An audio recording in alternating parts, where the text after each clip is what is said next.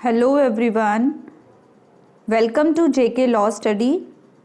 First of all, please like, subscribe and share my channel to get more videos. आज हम पढ़ेंगे कि election process कैसे होता है प्रेसिडेंट का इंडिया में. आपको जैसे पता है कि under article 52 there shall be a president of India. India में एक प्रेसिडेंट होने चाहिए. 14th प्रेसिडेंट हमारे रामनाथ कोविंद जी हैं. नाउ आर्टिकल 55 देखते हैं क्या कहता है. The president is elected indirectly. जो प्रेसिडेंट का इलेक्शन होता है वो कैसा होता है, इनडायरेक्टली होता है बाय इलेक्टोरल कॉलेज. एंड जो एक बैलेट होता है वो सीक्रेट बैलेट होता है. आपने बैलेट पेपर देखा होगा. सिस्टम जो होता है वो प्रोपोर्शनल रिप्रेजेंटेशन का होता है bye means of single transferable vote. और इसमें कौन कौन इन्वॉल्व होता है, MLA and MPs elected members of Lok Sabha and elected members of Rajya Sabha. And जो 12 नॉमिनेटेड मेंबर्स होते हैं वो इसमें इन्वॉल्व नहीं होते, like Sachin Tendulkar and Rekha. It comprises of directly elected representatives of the executives.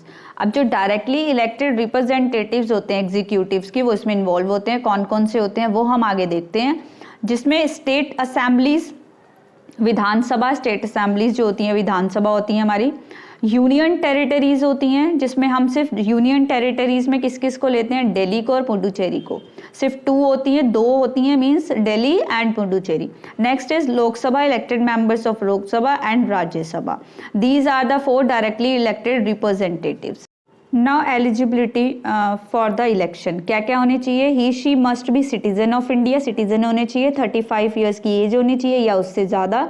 वो क्वालिफाई होने चाहिए कैसा, लोकसभा के मेंबर के लिए. और कोई भी ऐसा ऑफिस ऑफ प्रॉफिट उन्होंने सेंट्रल, स्टेट या लोकल गवर्नमेंट के अंडर नहीं कर रखा हो. वो क्या होने चाहिए, पार्लियामेंट के मेंबर या स्टेट लेजिस्लेचर के मेंबर नहीं होने चाहिए.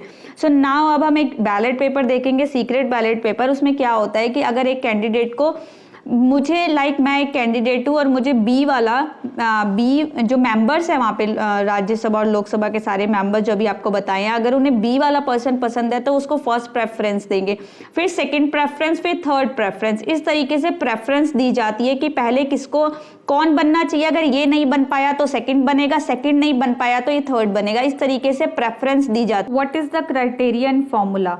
Total MPs is equal to 771 थे 2017 में. जो value of votes of all MLA upon number of MPs होता है एमपी के फॉर्मूले के लिए.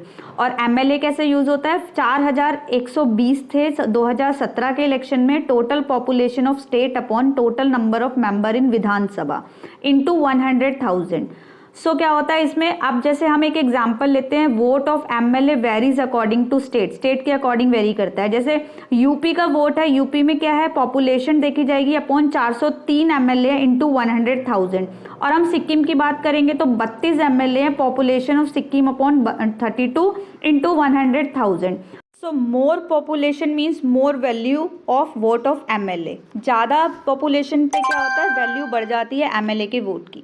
ऑफ प्रेसिडेंट पावर्स क्या क्या होती हैं, अब हम वो देख लेते हैं. एग्जीक्यूटिव पावर होती है, लेजिस्लेटिव पावर होती है, financial power, judicial power, emergency power और मिसलेनियस पावर.